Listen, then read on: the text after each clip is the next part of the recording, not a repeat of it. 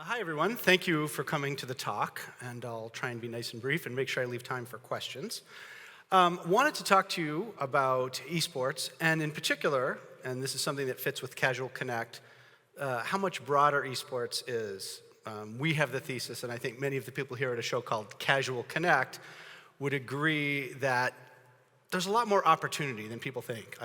From looking through a lot of the esports stuff, talks about the very formal competition, talks about the very hardcore competition, and our thesis is really that it's much broader than that. And on a personal level, just to set a little more context about some of my experience, and hopefully sort of to inform this, is that really there are two things from my relatively recent game experience that connected me to sort of skills into the idea of esports as a much broader opportunity. First, I was very early at Zynga. I was like the 30th person. And while I was at Zynga, I had Farmville at its biggest, Mafia Wars at its biggest, poker at its biggest. And something that many of us who've been in the industry for a while are used to is, and this has changed, I think, with the advent of mobile, is sort of the dismissal of the bigger, more casual audience saying, well, the hardcore gamers do this, the hardcore esports do this. How is that relevant? This is only for the hardcore. And really, what's interesting about a lot of the experiences we had at Zynga is we had many people who made very hardcore games. We had people like Brian Reynolds. We had a lot of real-time strategy folks who'd made very hardcore games, making stuff like Farmville, Frontierville, Cityville, and these games that I think what we discovered is not that we had to dumb the gameplay down, we just had to teach people how to do it.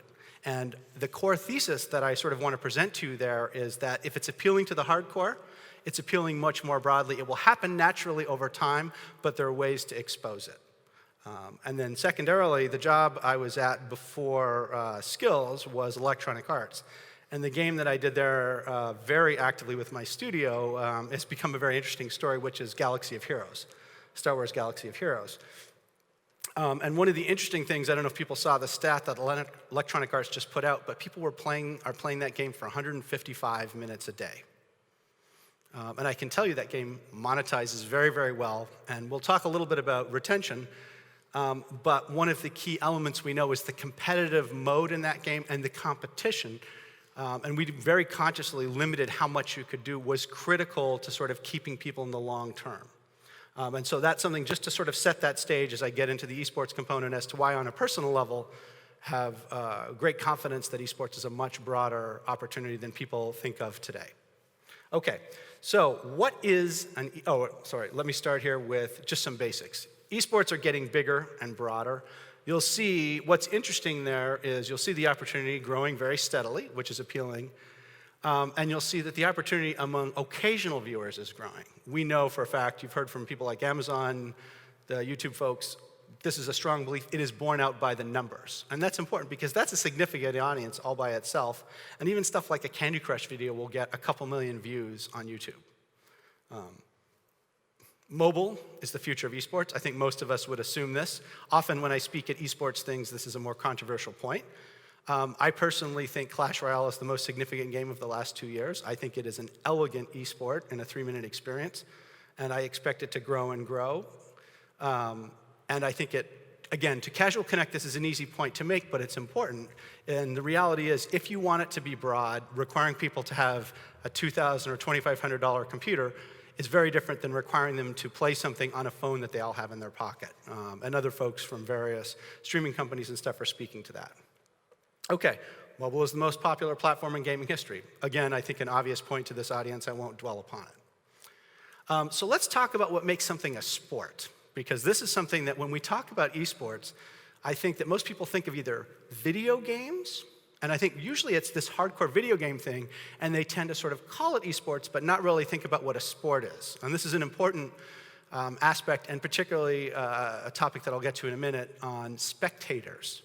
Is critical. So let's talk a little bit about what makes a sport. And one of the things we like to start with is it takes about 50 years for something to become a popular sport in sort of public consciousness. And what's interesting is video games are about 50 years old, right? And this is something that I think all of us grew up with video games as a massive part of our experience, our parents. It is something that sort of has become, in every aspect, ubiquitous in our lives. And I really think the last 10 years are the story of everybody playing, everybody paying, everybody across the world playing and paying more and more. Okay, so what is a sport / an esport? It is competition. And this is an important component because one of the differences in esports is, as one of the people who was very early at Zynga, and I think Zynga was very influential in the free-to-play model, free-to-play is problematic because I think competition implies fairness, right? And the nature of free-to-play is somebody pays you a lot of money, 7 figures in some cases at Zynga. Those people expect to be good at multiplayer. But that's problematic because when you think of a sport, you may be well-trained, but it should be fair on the ground. And I'll talk more about that.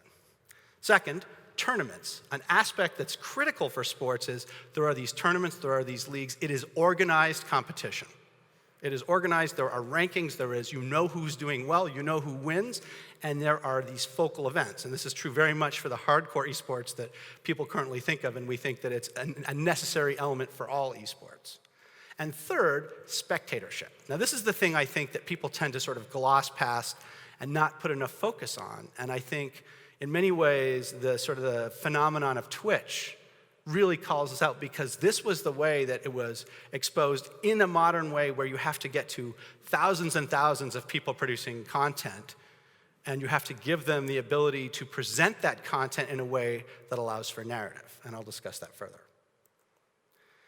So, what do you need as an infrastructure? In Skills' case, we provide this infrastructure for games, so we tend to focus on what are these sort of core elements, how do we serve these, and what is the kind of thing that you actually have to do for your game to be an esport. You have to make sure that it's fair, okay? And some key elements there are you have to remove random elements and chance. In our case, we do stuff like, for single-player games, sort of a duplicate bridge model. And this is a critical element. It has to be a level playing field.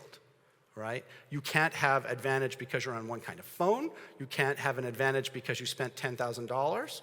It has to be fair.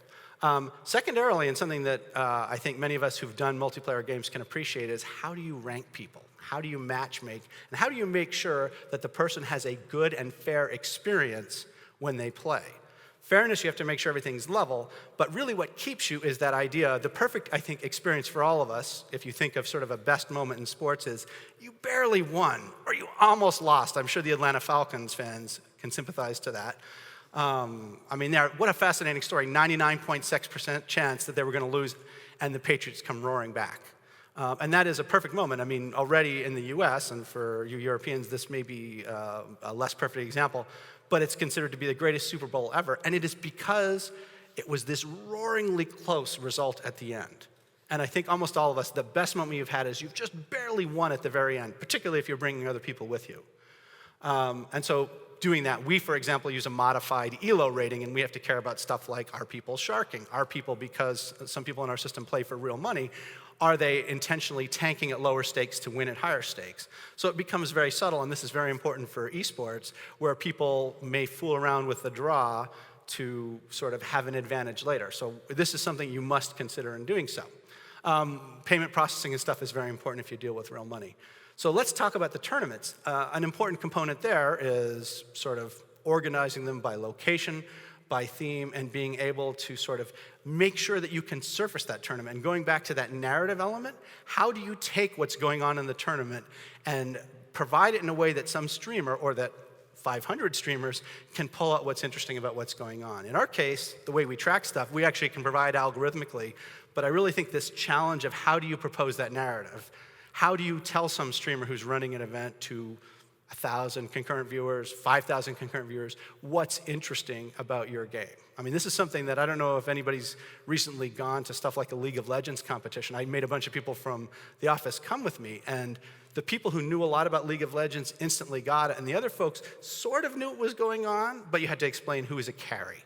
You know, what is this role? What does it mean when you win the side quest? Why is the event that everybody's yelling about important? And so this is something that, depending on the kind of game you have, matters. And just to give you context as to why this matters across a wide variety of game, in our own system, I mean, we see games that historically, you know, would be a Pogo or a PopCap kind of game demonstrating very hardcore competition, demonstrating very high monetization.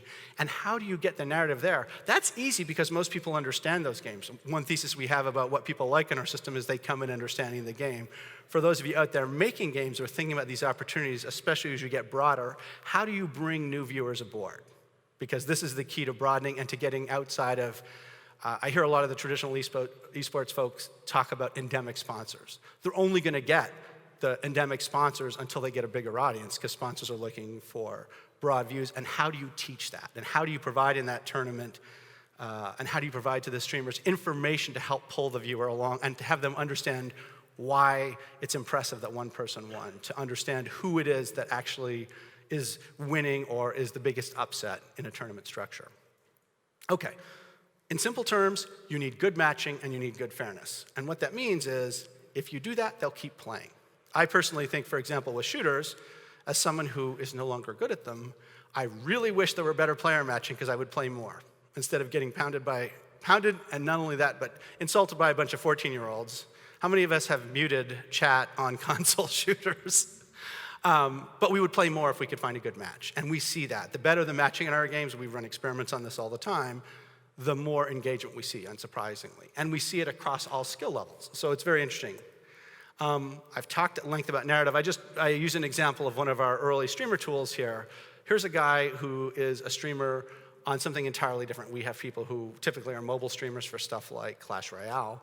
He's running a bowling tournament in his game. And what's interesting is this gives him something to speak to. This gives a leaderboard and prizes that we provide. And it lets people who are watching the streamer actively participate with the streamer, which the streamers like and find very compelling. And again, it's this sort of interactive nature because this is not a passive technology. It's much more interesting, I think, particularly with mobile. I can join in the contest, or I can play the same situation. We have a technology where you basically play the exact same board. So you could, for example, in the case of sort of a puzzle game, play the exact board that the people you're watching compete play. So it can give you that direct sense of I am this good or this bad compared to everybody that I'm watching. So what we see for very casual games in some cases and more hardcore games in others is very significant increases in particularly monetization and also retention. So I talked about Galaxy of Heroes. I think that 155 minutes a day has to compare very favorably to almost any other game on mobile. We're seeing 58 minutes, which is very impressive, on very casual games. Puzzle games, card games, various, sort of what we would think of, I think most of us would recognize as pretty mainstream mobile titles at a much higher level of engagement than I'm used to seeing. And it's because I think most of us are used to sort of the idea, and my own experience is about 15% of the audience likes competition for almost everything, and they're your best players. I mean, we saw that overwhelmingly at Zynga. I've seen it overwhelmingly, I think all of us have in games. And these people play a lot. That 58 is an average, and it's much higher in my experience than for people on our system than their separate, than their single player mode or their game mode. We see massive increases in ARPDAU. And one of the nice things that's interesting about esports and about competition is whether with us or with somebody else, this is an additional source of revenue. And this is very important, as we all understand, because, I mean, we will spend a very significant amount, well up into the social casino range, to acquire users, because that's how much we can make. And so that's something for you guys to think of, because it can be a very significant source of revenue, particularly for smaller devs, and even for larger devs, the unit economics are very appealing. Okay, to talk about brand. Where consumers go, brands follow. I mentioned in passing, I hear the sort of the hardcore esports folks talk a lot about how to expand beyond endemic sponsors, and I'll tell you what, I know the answer. Get a bigger audience, right? Get an audience that sponsors care about, because if you have that audience, sponsors will follow. We see that ourselves. I think this is obvious to people. But what's interesting is they like competition, right? I mean, Red Bull is probably the true non-endemic sponsor. They've sort of made their brand around competition in many ways and around sort of extreme sports. The more people you have, the broader the audience. I can tell you, referencing Zynga, I mean, we had cereal brands that would pay us 7 figures. That's how powerful sort of the promotion was on a very large audience. And I think that stuff is just sitting there.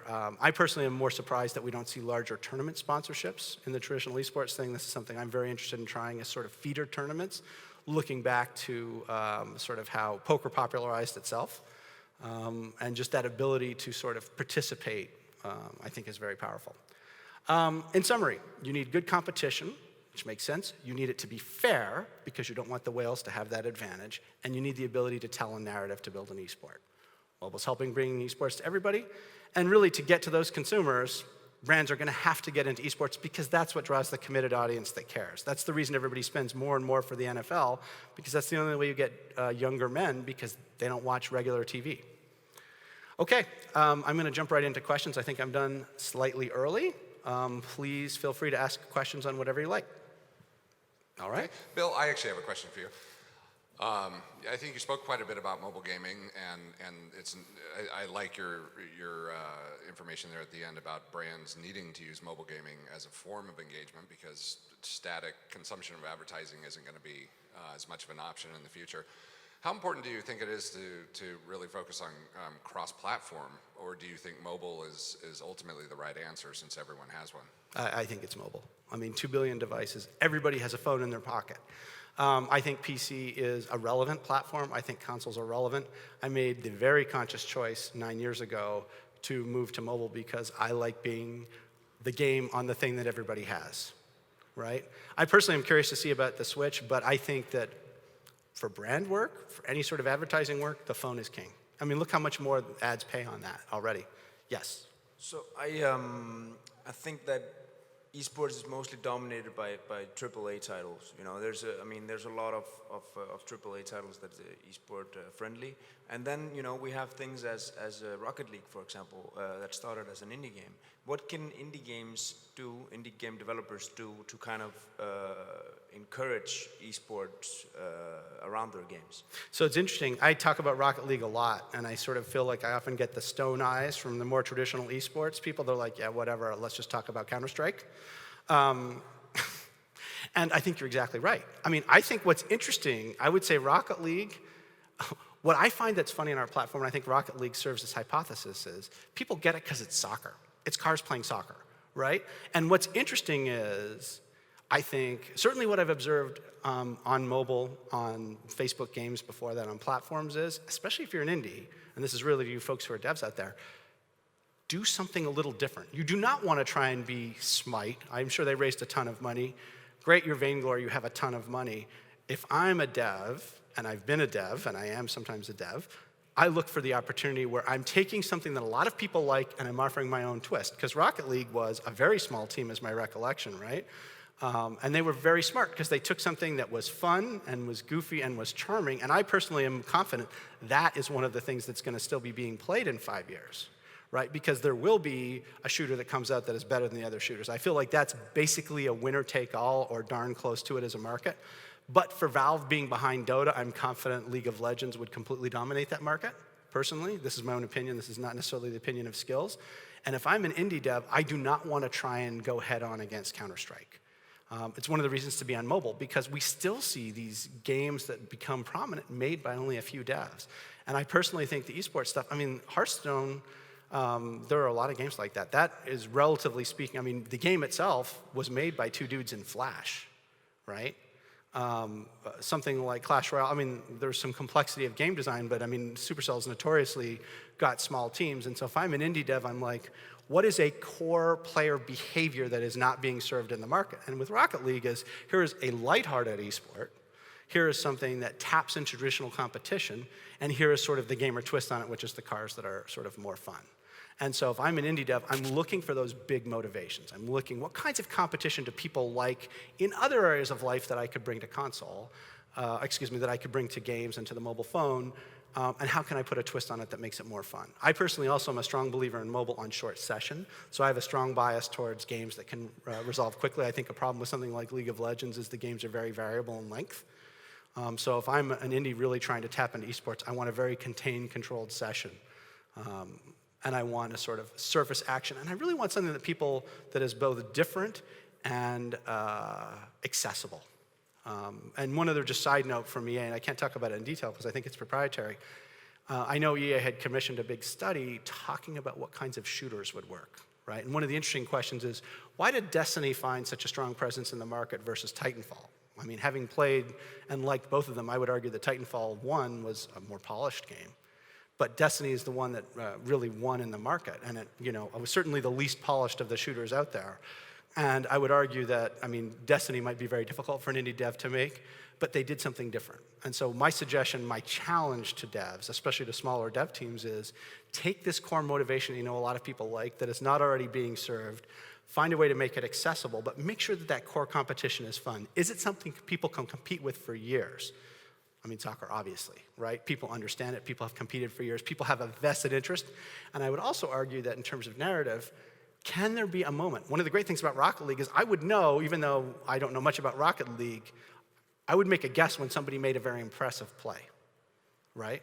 And I would argue that you're looking for that kind of broad moment in your game as an indie dev. And I think the great thing about mobile is it really has been the democratization. Facebook, social games and then mobile were really the democratization because you could get distribution in a way that historically you just hadn't been able to. You couldn't get into Walmart until something like Steam came along. It was very, very difficult to get any distribution in PC. So that's a very long answer. Am I okay time-wise? One more question, I think. You mentioned a good matchmaking process to be crucial for a good player experience, especially to produce these close results which evoke the emotions. Do you consider other mechanics to create closer results? Well, this is tricky because this competes with fairness. So you have to be careful there. I will tell you that how I think about it in the stuff we design when I look at sort of creating an emotional response to the game, which is I think really the broader question, is I think fairness has to trump. So you can't have sort of rubber band mechanics a la sort of the traditional racing game where you do better if you're further behind.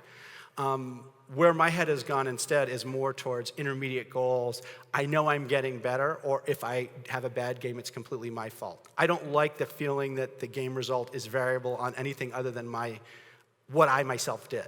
So I don't love it. I don't want a game necessarily that I make one mistake 30 seconds in and I'm screwed for the rest of it. But I definitely want, if something goes wrong, the player to feel like, oh, I made the wrong choice. Oh, that screwed it. What I would do instead to serve some of that where a game's far apart is, and in fact we consciously do that, is we give people intermediate scores, intermediate goals, like, hey, I got a score multiplier, so there's that sense of, even if I got beat badly, this is the first time I got a 4x multiplier. This is the first time that I achieved this. We do trophies and stuff like that as part of our system, because I want people to have that intermediate sense of, I am getting better. I have accomplished this. And ideally, I am getting better at the game. I have a deeper understanding of what I did wrong and how I can be better next time. Okay. I thank you folks very much. Hopefully this was useful. It was a pleasure to meet you, and I'll be at the show. So if anyone wants to chat afterwards, I'm happy to do so, or catch me on the floor. Thank you so much for your time.